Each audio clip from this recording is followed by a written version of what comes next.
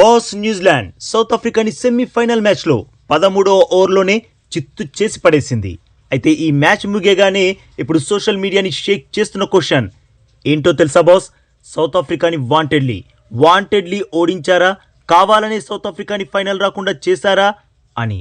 ఇలా ఎందుకు అంటున్నారు అంటే South Africa captain Aiden Markram అసలు అవుటే అవ్వలేదు అని, అవుట్ కాకపోయినా అవుట్ ఇచ్చారు అని. మరి నిజంగానే న్యూజిలాండ్ని ఫైనల్ చేర్చడానికి పన్నాగం పన్నారా? ఈ విషయానికి సంబంధించి వివరంగా తెలుసుకుందాం boss. Aiden Markram South Africa తుఫాన్ బ్యాటర్. ఈ వరల్డ్ కప్లో అద్భుతమైన బ్యాటింగ్ పర్ఫార్మెన్స్లు ఇచ్చి సౌత్ ఆఫ్రికాని సెమీఫైనల్ చేర్చడంలో కీలక పాత్ర పోషించాడు. ఇక సెమీఫైనల్ మ్యాచ్లో కూడా మార్క్రమ్ చివరి వరకు ఉండుంటే ఈజీగా సౌత్ ఆఫ్రికా స్కోర్ని 200 దాటించేవాడే. అయితే 7.3 ఓవర్స్కి సౌత్ ఆఫ్రికా 55 పరుగులకి 2 వికెట్స్ కోల్పోయింది. అప్పటికే మార్క్రమ్ 18 పరుగులు చేసి క్రీజ్లో సెట్ అయిపోయాడు. ఇక రచిన్ రవీంద్ర వేసిన 7వ ఓవర్ 4వ బంతిని మార్క్రమ్ కొంచెం ముందుకొచ్చి లాఫ్టెడ్ షాట్ ఆడాడు. బంతి డైరెక్ట్గా డారెల్ మిచెల్ వైపు దూసుకెళ్ళింది. దాన్ని చాలా లో క్యాచ్ అందుకున్నాడు మిచెల్. దాంతో అంపైర్ క్యాచ్ క్లియర్గా పట్టావా అని మిచెల్నే అడిగాడు.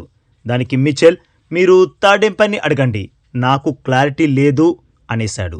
ఆ ఫేస్ ఎక్స్ప్రెషన్ చూడండి బాస్, చేతిలో బంతి పట్టుకున్న విధానాన్ని చూడండి బాస్.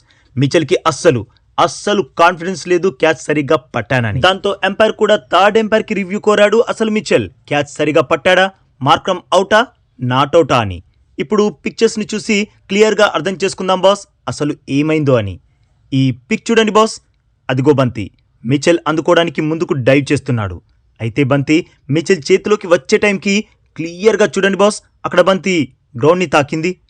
మీరే చెప్పండి బాస్, బంతి గ్రౌండ్ని తాకినట్లుగా క్లియర్గా కనబడుతుందా లేదా? బంతి పూర్తిగా మిచెల్ చేతిలోకి రాలేదు, కొంత భాగం చేతిలో, కొంత భాగం గ్రౌండ్ని తాకినట్లు చాలా క్లియర్గా కనబడట్లేదా బాస్? మరి దాని అర్థం ఏంటి? మార్క్రమ్ అవుట్ కాదు, నాట్ అవుట్. ఇంకో పిక్ చూడండి బాస్, ఈ పిక్ చూడండి, క్రిస్టల్ క్లియర్గా కనబడుతుంది బంతి నేలకు తాకిందని. క్యాచ్ అందుకోవడానికి మిచెల్ చేతులు ముందుకు చాచినప్పుడు బంతి పూర్తిగా తన చేతిలోకి రానేలేదు, కేవలం ఫింగర్స్ దగ్గర వరకు మాత్రమే వచ్చింది. ఆ టైంలో బంతి హాఫ్ పార్ట్ కంటే ఎక్కువ గ్రౌండ్ పైనే ఉంది, అది చాలా స్పష్టంగా కనబడుతుంది. మరి ఇలాంటి సందర్భాల్లో థర్డ్ ఎంపైర్ ఏం చేయాలి? నాట్ అవుట్ ఇవ్వాలి. యాక్చువల్గా క్యాచ్ కొంచెం అటు ఇటుగా ఉన్నా బెనిఫిట్ ఆఫ్ డౌట్ కింద బ్యాట్స్మెన్కి ఫేవర్గా డిసిషన్ ఇస్తారు. కానీ ఇక్కడ క్లియర్గా క్యాచ్ గ్రౌండ్ని తాకిందని తెలిసినా కూడా థర్డ్ ఎంపైర్ ఏం చేశాడు? అవుట్ అని డిక్లేర్ చేసేశాడు. మార్క్రమ్ షాట్ ఆడాడు, మిచెల్ క్యాచ్ పట్టడానికి ట్రై చేశాడు, బట్ బంతి గ్రౌండ్ని తాకింది, అయినా థర్డ్ ఎంపైర్ అవుట్ ఇచ్చేశాడు. ఇక్కడ అసలు అవుట్ ఏ బేసిస్ పైన ఇచ్చాడో థర్డ్ ఎంపైర్కే తెలియాలి. ఇక థర్డ్ ఎంపైర్ నిర్ణయానికి south Africa players family members ఎలా షాక్ అయ్యారో చూడండి బాస్. థర్డ్ ఎంపైర్ అవుట్ అని డిక్లేర్ చేయగానే అదెలా అని ఎలా షాక్ అయ్యారు.